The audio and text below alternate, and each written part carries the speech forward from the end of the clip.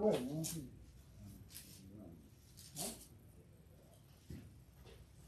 Take a listen to that. Morning. Good morning.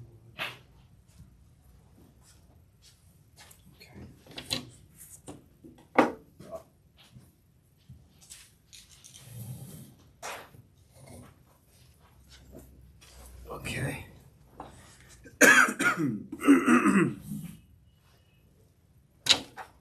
Morning. Morning. Should move up. If you want to. I don't bite.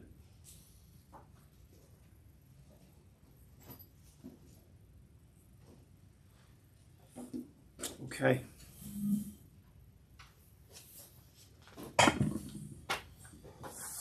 Okay. So let's continue. We're on page 184. Still in the fourth parak of Shaar habitachon, trying to draw down the yesodos, the chachma of bitachon, down into details of our lives, from the physical reality of our life, the clothing we buy, the food we eat, the parnasa, to the relationships that we have with our friends, family, co-workers, bosses, or people that we're the boss over. And then we started going into the world of mitzvahs, Torah mitzvahs that have to do with us, mitzvahs that have to do with other people. How does bitachon work? How can we stay calm and tranquil and connect to HaKadosh Baruch Hu, the one who affects everything? Affect, effects, A, E, whatever. Pick your letter, doesn't matter. And now we're in the sugya of, again, the detailed part of the world to come, the Shaar, the reward of Olam Haba, that we've heard about. We're not really sure exactly what it means. And that's exactly what he's coming to tell us. The Baal Chavos is telling us that there's definitely a Shaar in Olam Haba. And we have to trust in HaKadosh Baruch Hu. That's the point here. Ultimately, we're going to get back to that point, is that we have to trust. We have to be calm and tranquil, believing that there is a reward for all of our avoda, all of our struggles, all of our difficulties that we're still trying to keep our head afloat, keep it connected to Torah mitzvahs, to fighting against the Ra, fighting against the Taivus, and all that we're doing really does matter at the end of the day, even if right now it's hard for you to see that. The big question we've been dealing with now has been, why were the reward and punishment of Olam Haba not written in the Torah? The Torah is the guidebook. It's teaching us everything that we know and everything that we're supposed to live by. One of the major, facets, one of the major ideas and beliefs and motivations for us could be if we would know what is waiting for us in Olam Haba, whether it's Latov, right, reward, or it's the other side, right, that would help motivate us more. We are not told exactly the details, and we have to understand it on our own. So why is that? So we mentioned different reasons. The nature of the soul without a body, which is going to be, we'll also say after a person passes on, he's going to be a soul without a body, so a body can't really fathom what that is going to be like. And therefore it's almost impossible in a certain way. How could it be? We also discussed another reason that really the reward and punishment was transmitted, but it was transmitted like Torah Shebaal Peh, orally, right? From Navi to Navi, from Tzaddik to Tzaddik. And now we're on page 184. Second paragraph. Mayhem, another reason, again, why the rewards and punishments of Olam Haba are not written in the Torah. Mayhem sheha'am hayu min hasichlos u'miyat havan. Binin she'einenu ne'lam mima shekaseh b'Torah. We're going to read now for like a page or two, straight. I'll translate, and then we'll speak about it at the end. Another reason the nation of Israel, when they accepted the Torah, were in a state of foolishness and limited understanding to such a degree evident from that which is written in the Torah. I mean, we're in Sefer Bamidbar, even though this last week's Parsha Chukas was already in the 40th year, but Parsha Shlach and Korach is not clear, and all the complaints right after in Parsha Beshalach, we see, not that we're judging, who are we, but they were young and immature as a nation, and understandably so. I mean, they were just shown. They just met HaKadosh Baruch Hu, and immediately they're supposed to believe in very high levels that there's a God who's you can't see, even though he did show his wonders in Mitzrayim, but still, to build a relationship, to build a world of belief, takes time, and therefore, they were foolish and limited in understanding. They were like children. Therefore,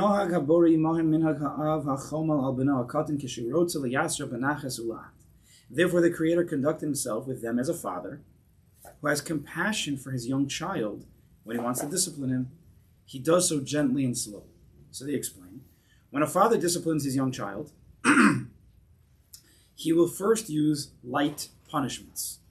In a similar vein, God did not want to overload the Jewish people in their infantile intellectual state by informing them of the punishments of the world to come, which are too harsh. This is why they are not written in the Torah. Okay, a logical explanation. Kemoshe Kasav, he brings a pasuk, Kinar Yisrael v'oha vehu, as is written in Hosea, for when Israel was young, I loved him. I loved him, I loved them. Right, so Kadosh Baruch Hu deals with us as like a child. Weiter, page 185. This verse is brought as a proof that although the Jewish people were childlike in their understanding, God still loved them and conducted himself with them according to their limited understanding. That being like a father, a compassionate father to a son. V'ha'av, just parenthetically, I guess I can't control myself. Parenthetically, we see here something very important. That although Kadosh Baruch Hu started us out, right, we have different relationships with the Kadosh Baruch Hu.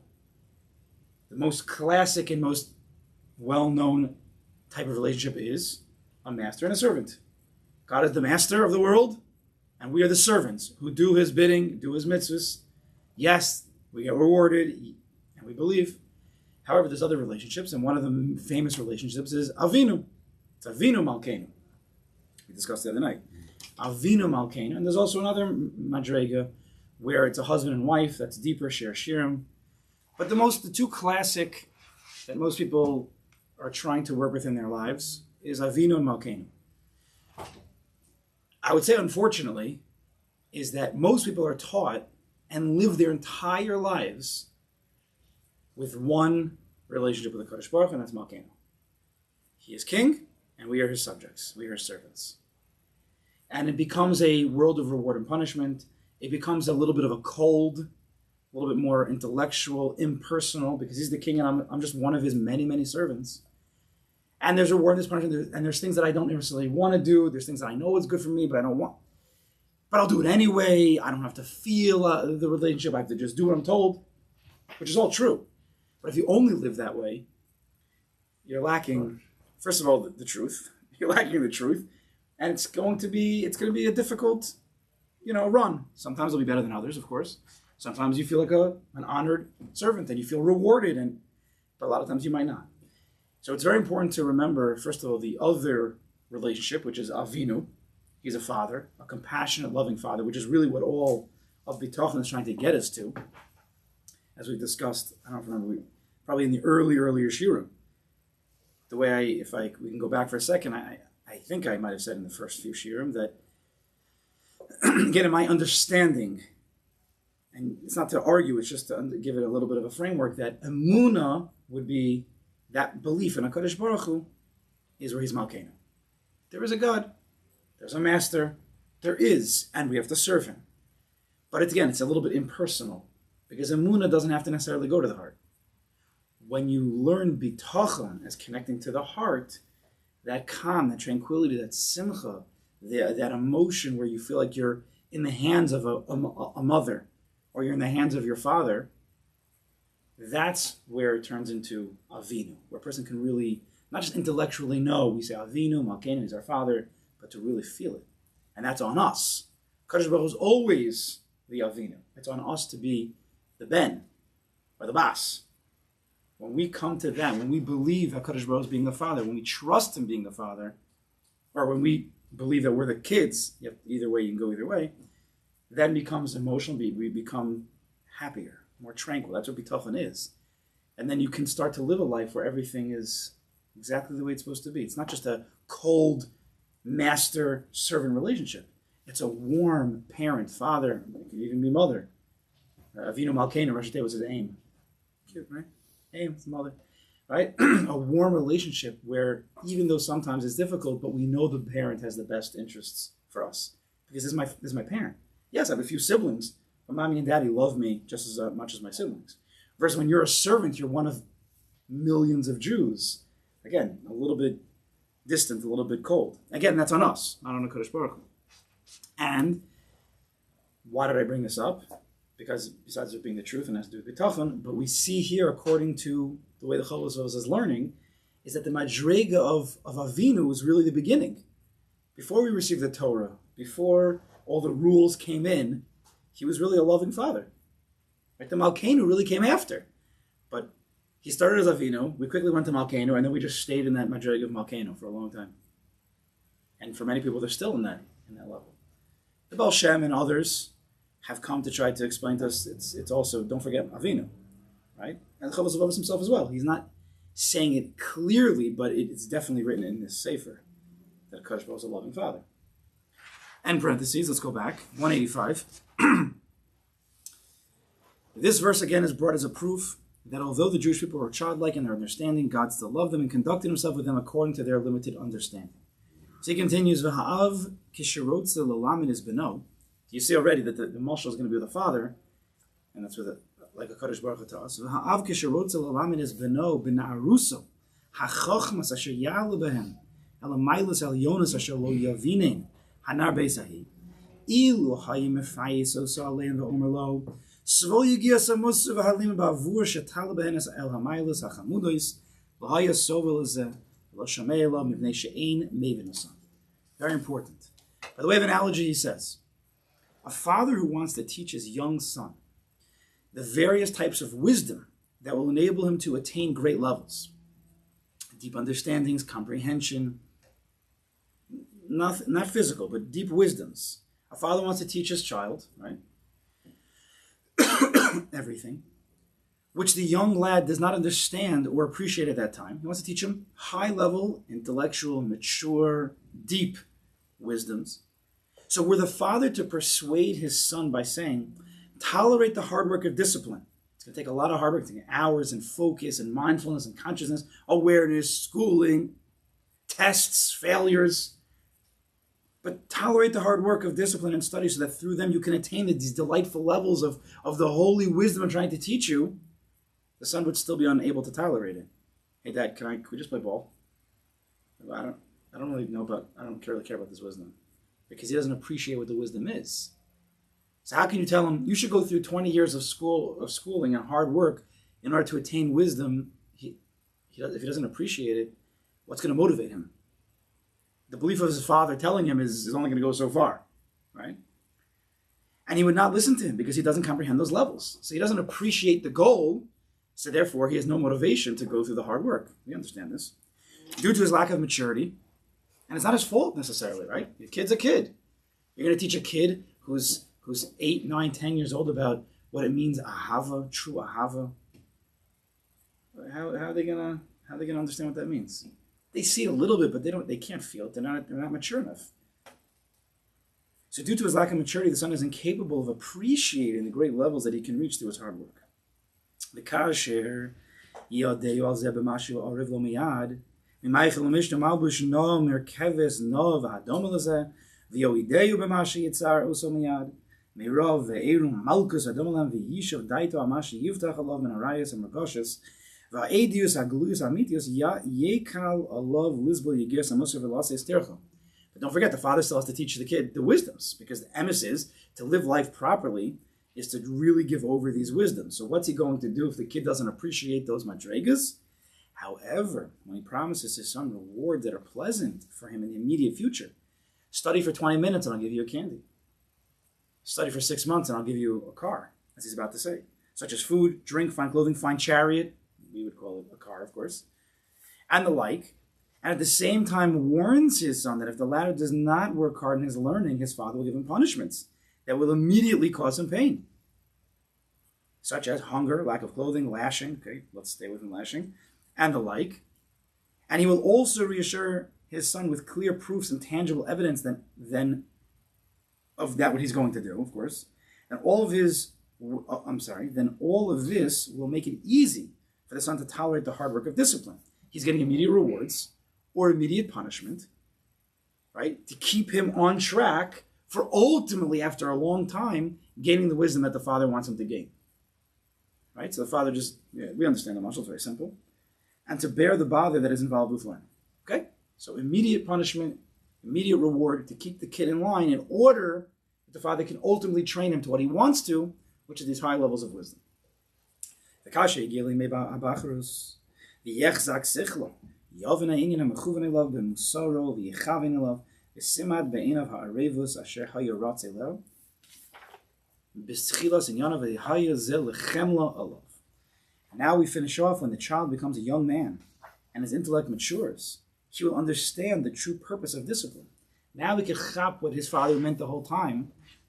He appreciates these madregas, and if he would know then, back in his younger youth, what he now knows, he wouldn't have needed all the reward and the punishment.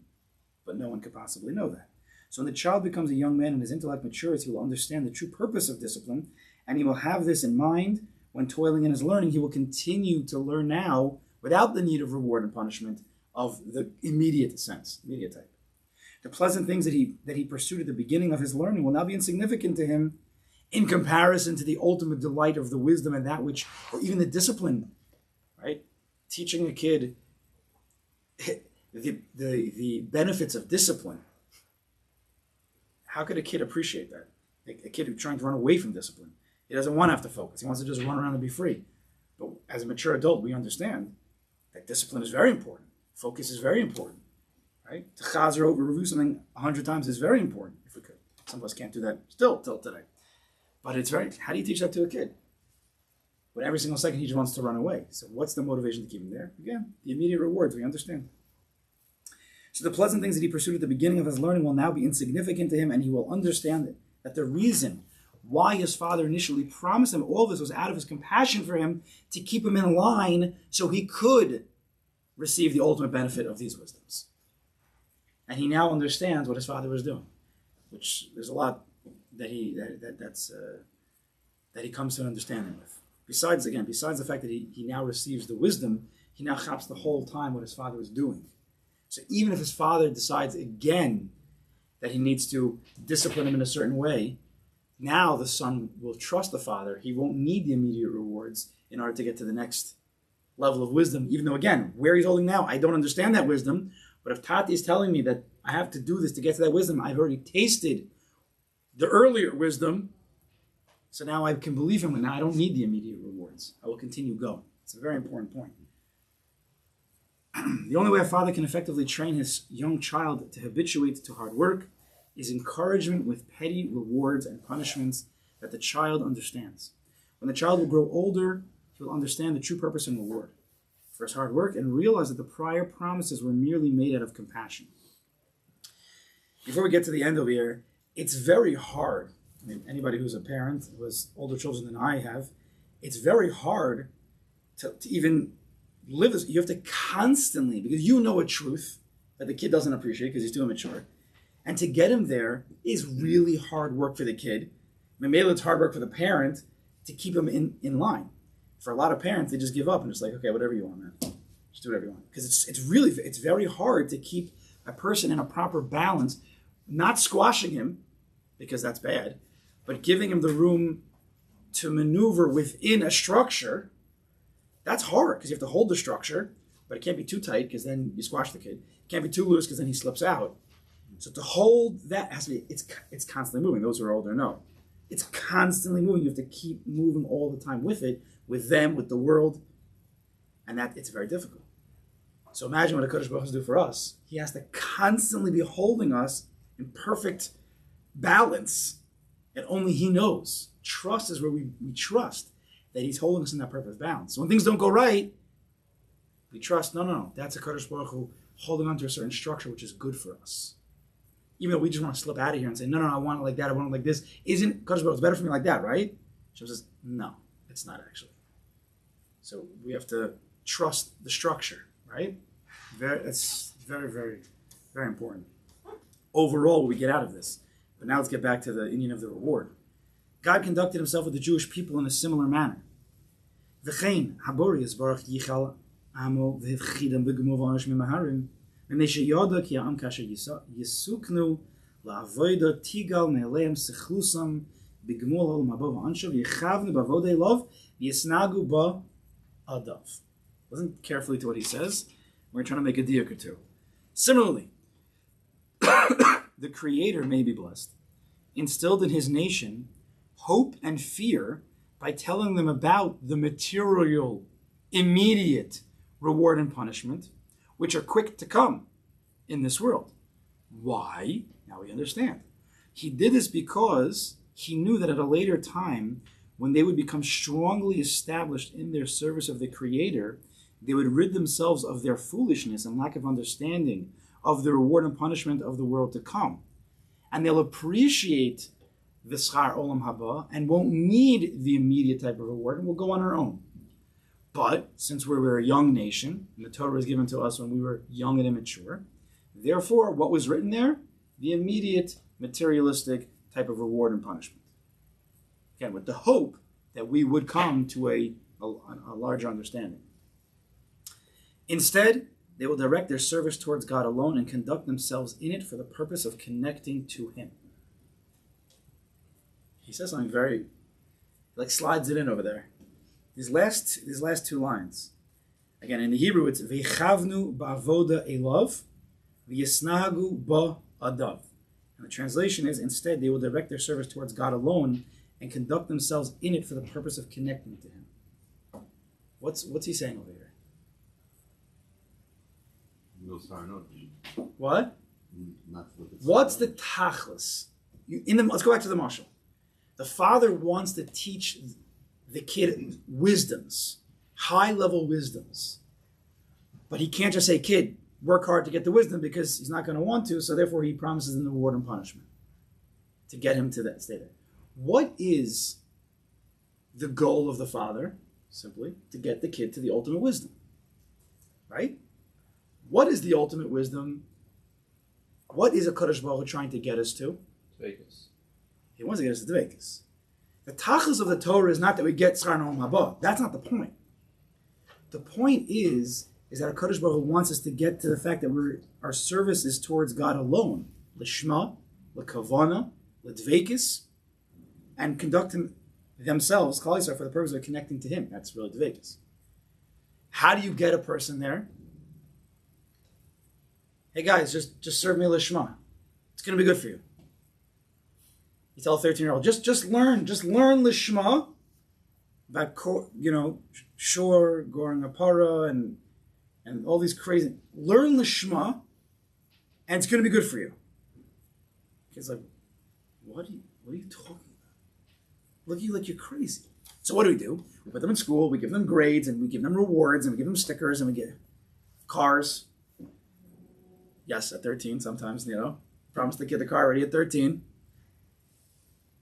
But the ultimate goal is not some high-level reward, or what he's saying is the high-level reward is really the service itself. If a person can really appreciate Torah mitzvahs l'shma, which many people do not, but if you could really appreciate that itself is the goal. The Mishnah Perkei Avos says, schar mitzvah mitzvah. Right? So classically, the way people learn that is, the schar for mitzvah is to do another mitzvah, and to do another mitzvah, and to do another mitzvah, because all these mitzvahs will lead to schar olam haba. The Rambam writes this. There's nothing wrong with this, it's true. The Rambam writes, in Hilchos Tshuva, he's talking about schar in this world, and the whole sugya, when Chazal tell us a few places that Rabbi Yaakov says in the Gemara Kedushin, that the schar mitzvah b'hai al malaka. Reward for mitzvahs in this world, there is none. So he says. So, what is all of the reward promised us in the Torah? That sounds like schar. So the Rambam says, in a nutshell, all the ikr schar is olam haba. The way you get the schar olam haba is Torah mitzvahs. So when you do Torah mitzvahs, HaKadosh Baruch Hu gives you the means, money, health, family, happiness, whatever it is, in order that it's a means to continue Torah mitzvahs, so you get the ultimate schar olam haba. All the schar in Torah, all the schar in Olam Hazeh is just a means to an ends, which is the ultimate schar. So schar, mitzvah, the schar of a mitzvah is to do another mitzvah, and to do another mitzvah, and to do another mitzvah, you could build up. And that's true. Of course that's true. But we want to say a little bit deeper. Schar mitzvah means the schar of the mitzvah, true reward for a mitzvah in this world. Any mitzvah you're doing. Any piece of Torah you're learning, anytime you give tzedakah, anytime you're shaking a lulav, even if you're a lady and you're being mafresh challah, the true reward for a mitzvah is the mitzvah itself. That if a person could appreciate what a mitzvah really is, if he could, and if you've ever appreciated what a mitzvah is, you know what I'm talking about, is a certain level of simcha and ecstasy and light. That when you're doing that mitzvah, it's the sweetest, most tasty, yummy, delicious thing in the entire world. That is the schar, that you're zochet to get to the panemius of the mitzvah. You don't even care about olam haba, because you're tasting olam haba and olam hazeh. Right? The schar mitzvah, the ultimate schar, is the wisdom itself. That's what the father's trying to get the kid to understand. The wisdom. Not I'm not going to give you I'll give you cars in this world, and I'll give you some kind of spiritual car in the next world. No. The wisdom itself in this world is olam haba dig. That is the schar. But you can't tell the kid that. He can't appreciate that. It's in a different world. What does he understand? Food, clothing, cars. That's what he understands. Again, he's immature. He's young. You can't explain to him the feeling of what it means to hold yourself back from something that you want to control yourself from. There's a certain feeling that you're able to control that. Discipline. To be able to sit and focus. People can't appreciate those wisdoms if they're young. And even when they're older, sometimes people don't appreciate that. Because they didn't learn when they're young. They still haven't learned it. The true schar in this world is the inner world, when a person learns to control himself, when a person learns what true simcha is, hakar satov, deep hakara, recognition, comprehension. This is the true, right? You tell a kid, isn't it the most beautiful thing in the world just to sit in the backyard and just like look at the trees and look at the sky and just smell the grass? Kid's like, no. Give me a basketball maybe. Let me go to the mall and go shopping. On a sunny day, yeah, I'll appreciate that. But when you get older, you get more mature, there's certain simplicity of real reward is being able to just sit and appreciate, God's world. But that's something that's mature. Immature people can't appreciate that, generally. The ultimate schar is keres elokim. Keres elokim litov. To be able to serve a Kadosh Baruch Hu lishma, the serving lishma as a loving child to a loving father, that itself is a feeling that you can't express unless you've felt it before. And that's why the Torah can't tell us the rewards in an open way, because you have to experience it. The Torah can only keep us in line, do the mitzvahs because of the reward and the punishment, stay in line, and hopefully you'll come to an appreciation of what it means to really serve, which itself is very difficult. It's a catch-22, and Kadosh Baruch Hu knows that. Because you can't tell the kid no reward. The reward is going to be the learning itself. Imagine telling a 13-year-old, do you know the reward for your learning? The kid's like, yeah, tell me. What's going to be my reward? And you tell the kid, this learning itself is going to be the reward. Can you imagine the kid's eyes? He's going to take the Gemara, he's going to throw it out the window. The reward for my learning is the learning? Can you imagine telling you, high school closed down, game over, kids are out. The reward for davening Aleinu, I'm going to tell you. The kid's like, yeah, tell me. Aleinu is a big tefillah, he says to the Rebbe. It's huge. You know what kind of reward you can get for that? He's thinking like gold, silver, swimming pools. The Rebbe says, davening Aleinu with a geschmack. That's the reward. What's going to happen to the sitter? See you, Rebbe. Thanks for coming. The kid can't appreciate that. Again, I don't know and when I say kid, it's not age. Kid means as long as we're immature in our understanding of mitzvahs. That could be 10, 20, 30, 40, 50, 60, 70, 80. For each person, there's no judgment. Each person has to know. Immaturity means you don't appreciate Torah mitzvahs the way it's supposed to be. So therefore, the Rebbe has to give him a reward. Okay, fine. I'll give you some candies. I'll give you some money. I'll get whatever it is. You make the charts. So now the kid's learning and he's davening. But the problem is, if he's always learning and davening for the treats, and as he gets older, he wants bigger treats, Lav dafka, he's going to come to the deeper appreciation of what it is. Lav dafka. It doesn't just happen. It takes a maturity. If I'm always davening for the treat, I'm always davening for the treat, I'm always davening for the...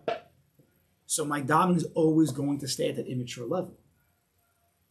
It takes another level of education, whether from the Rebbe or from the kid himself. As he's more mature, he's appreciated life a little bit, and the Rebbe has to be a chacham, how to explain to the kid that davening itself is a real reward. But that's hard. Very, very hard. As we look around, who think about it.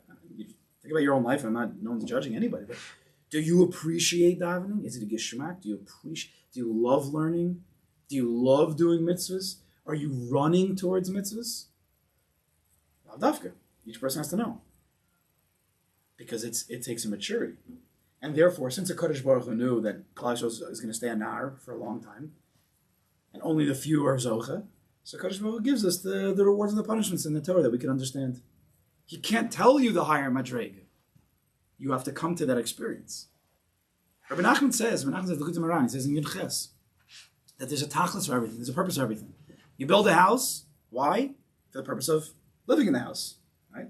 Building the house, the purpose of living in the house. You live in the house in order that you can be restful. You're restful in order that you can go to work. Or so you could serve a Kadosh Baruch Hu. There's always a tachlis, there's always a purpose of a purpose of a purpose. And everything in Olam Hazeh is the tachlis for Olam Haba. But what's Olam Haba? Most people don't know. He says tzaddikim know. Tzaddikim know what Olam Haba is. They could taste Olam Haba and Olam Hazeh. Like we spoke about Shabbos. Shabbos we know is made Olam Haba. So we all appreciate it as a day of rest. It's a reward. But are we getting the Olam Hazeh Digga reward on Shabbos? We could rest. We could relax a little bit. Or do we appreciate the Olam Haba reward? The Dveikus of Shabbos. The Simcha of Shabbos. The Oneg of Shabbos. Right? Can we say that the Schar and Onish part of life is on the Amunah side, and that the Dveikus and Kiras Hashem is on the Bitachon side? In our Chabura, I would agree with you, yes. And if you understand it that way, then I would go agree with that. I'm just thinking, you're saying Animam, Correct. right, at the end of, right? So one is this Shiyeh Socher, whatever the Lashon is, right? So, saying, I'm in mind that is Schar and Onish. It's Emunah, it's Schar and Onish. Yeah. I know what you're saying, and I would agree with that. Only That not everybody would understand what you're saying there. I understand it. That's what I'm saying. I understand. Just from going from one level to the next level. Yeah. 100%. It's a maturity. Bitachon is mature. The Chovos of Vavos is Bitachon is a very mature level of Avodas Hashem. Because again, I don't like to say it, but people who just daven, they want something. Therefore, they daven to Kadosh Baruch Hu, give me what I want, and I believe you that you can give me. You'll give me what I believe you that you can give me whatever I want, and I'm going to daven my heart out that you give me what I want. Lamais, it's immature. Lamais, immature. It's like a kid saying to his father, "I know what's good for me. You don't know." And the father's like, "You're 4. What are you talking about?" Now it gets more difficult when the kid said he's 16. Does he really know what's good for him? But we're like 4-year-olds to Kadosh Baruch Hu. We're 4 years old. Oh, no, we're like 5 because we think we know, right? 5 years old, they already think they know. But you're not. You don't know. So bitachon is that high madrega where, okay, Tati knows. How'd you get to that madrega? Tati loves you, you love him, you have a relationship. You've seen in the past that Tati knows what's good for you. That takes a maturity of mind to even think about those things. And you have to think about those things. If you don't, you'll never get to the madrega where you could truly trust. In certain ways, kids always trust in their parents. But if I tell the kid, something more difficult for them to do, it's good for you to take out the garbage right now. Kid's like, it's good for you, Tati, if I take out the garbage. I don't know if it's good for me, but the emes is, okay, I'm not talking about, the emes is it is good for a kid to take out the garbage. He learns discipline. He learns how to, not just sit on his couch all day and do whatever he's doing. Now, the parents don't always have that kavana. Call it a win-win. What do you say? Call it a win-win. But it's not so pashut.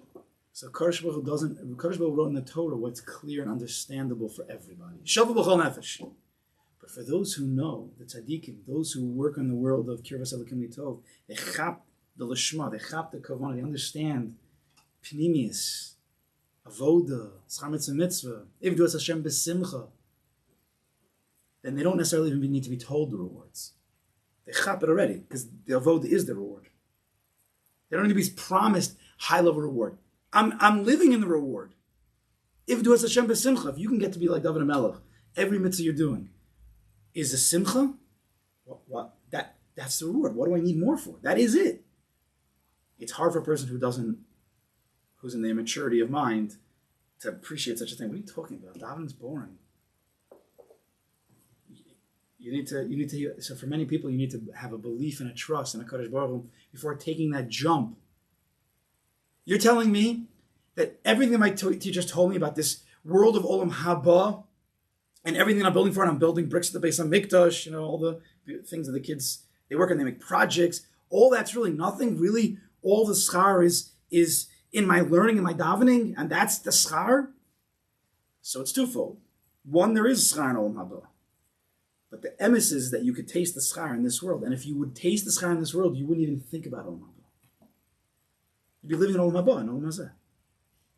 You only think about the schar in the next world because you don't like what you're doing. And therefore, you need to be motivated by something else. Something that you could taste, you could touch, you could feel. Then I'll keep going. But if a person truly appreciated and had the tainuk, amiti, of avodas Hashem, you wouldn't need to tell him anything. He'd be running to do it. You wouldn't have to promise him anything. He'd be up at 5 o'clock in the morning. He'd be doing as much as he can. And we have to also parenthetically expand avodas Hashem to shalom bayis and to midos and to sitting outside and looking at trees if it brings you to hakaras Hashem and amunah. That's all avodas Hashem. He'd be running to do all these things. Then he'd have other problems, which we do have, which is, again, parentheses within the parentheses of our stress of trying to do many mitzvahs.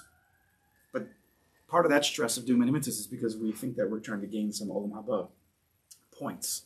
Therefore, we're trying to do as much as we can, either because we're scared of the punishment, or because we're running towards this tangible schar. But that is only because it's something outside of you. If a person would understand that every mitzvah he does, and however much he could expand his mitzvahs, if this right now is the Ratzon Hashem, and I'm going to enjoy it, I'm going to do it l'shma, memela I'm going to enjoy it. But we can't do the mitzvahs for simcha. We have to do the mitzvahs to serve HaKadosh Baruch Hu. L'shma, kiras elokim litov, this is what he wants me to do. Memela, there's a certain simcha in that. Yeah? I lost my train of thought for a second. What was I saying? I'm in so many parentheses right now. I don't know where I am.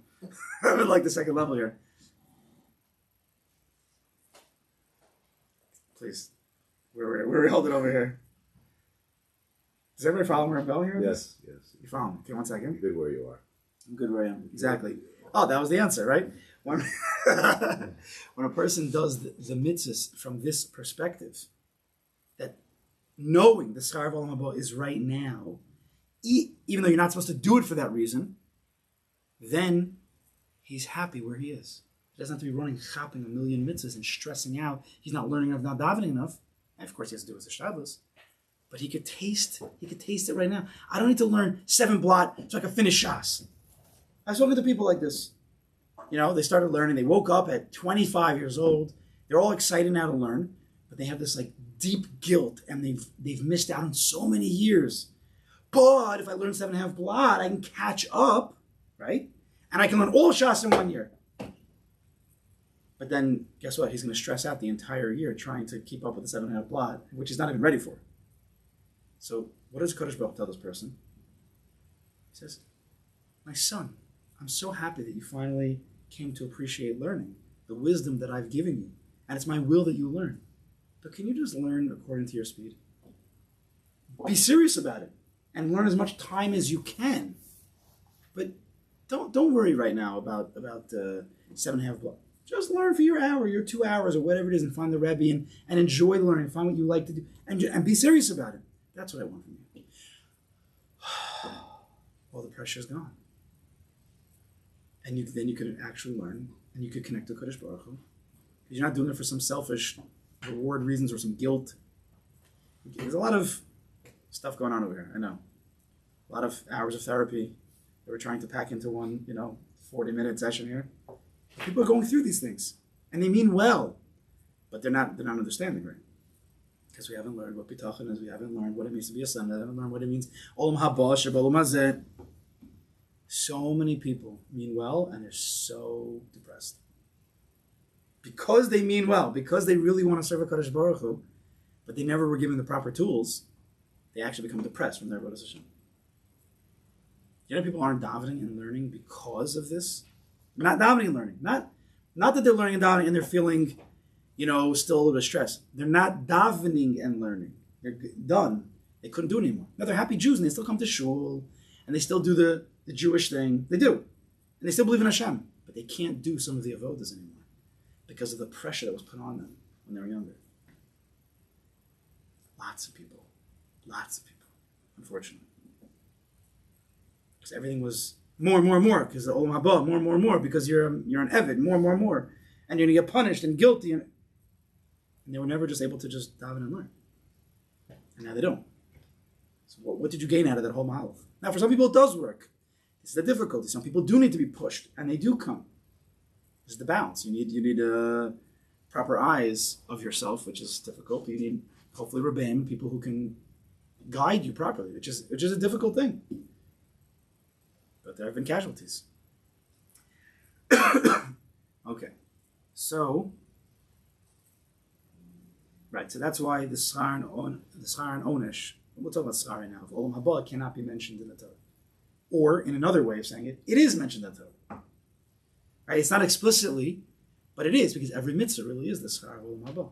The service of a Kadosh Baruch Hu really is, right? Bosidba, to be davik to Kadosh Baruch Hu is the Shaar of Olam Haba. What are you going to do in Olam Haba? Are we driving cars? We're going to be you're going to go on a jet ski? That's the Shaar of Olam Haba. Either it's going to be something in Ruchnius, or it's going to be just pure Ruchnius Devekis, whatever these things. For some people, they don't know what this means. But this is what are we looking for? What is these gold and silver in Olam Haba? It's not gold and silver. It's Ruchnius. It's levels of spirituality. But if you've never tasted any spirituality, you have no ability to understand that. So therefore, we give you the quick rewards, the quick stuff. Make sense, yeah? And just another nekuda is that I don't know where it's said. Someone said in the name of Rabbi Nachman. I don't know. Maybe it is. Someone can tell me. But someone, maybe Rabbi Nachman or one of the Sar Makdoshim, say that the Shaar of Olam Haba is written in the Torah. Not like I just said, with the mitzvahs themselves. But the Shaar Gashmi, that's written in the Torah. The Geshem, you'll have crops, you'll have all the Gashmias. If you have eyes, it's the same kind of thing we're saying. If you have childlike eyes, immature eyes of Gashmias, so to you when you read the Torah it says rain, crops, money. But if you have the eyes of the tzaddik or the eyes of the person who's felt ruchnius, you don't see that as rain. You don't see that as crops. You see ruchnius. You taste something different. So really it is written in the Torah, but depending on your perspective, where you're holding, that's what you see. Right? It's a big game changer. It's a similar type of concept here. But according to your level of spiritual maturity, you will perceive the world, and you'll perceive the rewards, and you'll perceive the Torah and everything, and Avodas Hashem in general. So if... Spiritual rain, spiritual crops. What? It's like spiritual rain, spiritual crops. But what does that mean? It doesn't mean physical rain. Right. It could just mean everything in Gashmias has to come from Ruchnius in some way. Rain doesn't fall unless a Kadosh Baruch Hu, from his infinite position, was sending shefa into the world. We'll say shefa. Shefa means, I don't know, bounty, what do they translate it? Inflow, whatever they translate it. Shefa, everybody knows what a shefa means. Shefa, as it hits the atmosphere of the physical world, one of the ways it reveals itself is as geshem, rain. But what happens if shefa, state shefa, coming into this world and enter into it with a person? What if I told you that ecstasy, a feeling of l'mayla min hateva simcha, is shefa? See, for many people, they need the rain to get the crops, to eat, or to have parnasa, to then make money, to then be happy. Many, many steps, but it's downgraded and downgraded and downgraded and downgraded and downgraded and symptom after symptom. But what if a person could just drink the shefa straight from the Kadosh Baruch Hu? He doesn't need all of that physical medium. That's what spiritual rain is. He doesn't need the stuff. He feels the connection. That's a mature, that's a spiritual type of person.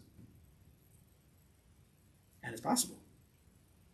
And it takes, of course, doing many mitzvahs, but it also takes a lot of sur merah and staying away from gashmis. If your only frame of reference in life is gashmis, and rewards is gashmi, and therefore all my mitzvahs is gashmi, and therefore it's the rain, and then the crops, and the food, and the parnasa, and then the cover that comes with building a big business of wheat crops, whatever. So then you're just staying in the same system. But if you slowly start to push away from that gashmis, again, it has to be appropriate, and you start to enter into a world of ruchni, now you can start tasting a little bit of the ruchni shafa. You don't need to go through that gashmi. Does that make sense? But even so, you need, when that gashmis does come down, even at a childlike level, you still have to have a certain set of glasses to appreciate it in a certain way. Because if you only do it and say, here's the rain, it's going to go to my crop, and you don't, even on a smaller level, have the akar to say, and therefore I'll have the crop to be able to benefit from it in whatever way you benefit. True, but it's true. It's very low level still. The lowest level is like, I have rain, so now I gotta eat something. Right. I can eat something. A little bit of a higher level as well. I now have money. I have crops which I could sell and make a parnasa. It's bigger. Or we could say even bigger. I'm gonna get the money. I'm gonna get the rain to build the crops and make a parnasa. And you know what? I can give tzedakah, or other people can enjoy. Yes, there's an expansion there, but it's still not jumping to the ruchni. It's still in the world of Gashmi. But yes, the world of Hakaras HaTov itself is something that people have. We don't have time for this now. But Hakaras HaTov, a recognition of the Tov. All right, we don't have time for this now. But there are deeper things in this world that a person can start working on, seeing things in a different way. Again, when I say staying away from the Gashmi, it doesn't have to mean. It also means physically staying away from Gashmis and Taivas. Mutually exclusive. But it can be in your mind also. Meaning our minds are all what we see in this Gashmias world, that's what runs through our mind.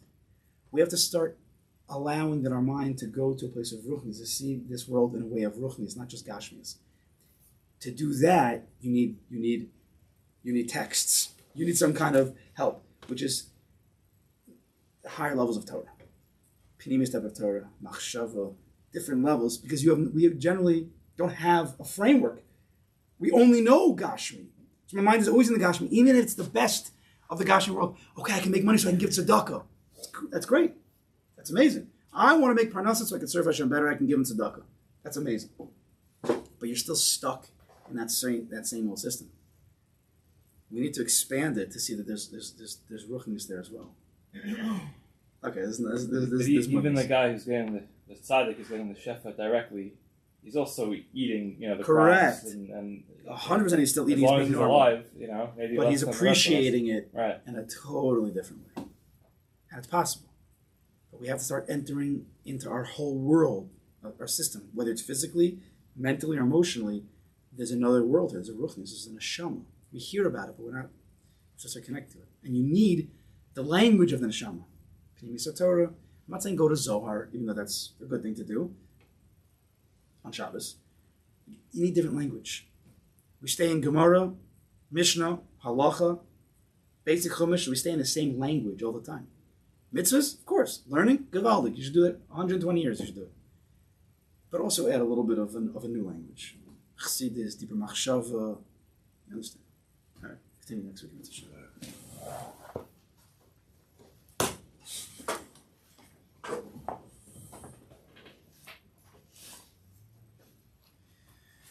Ay, ay, ay, ay, ay, ay, ay.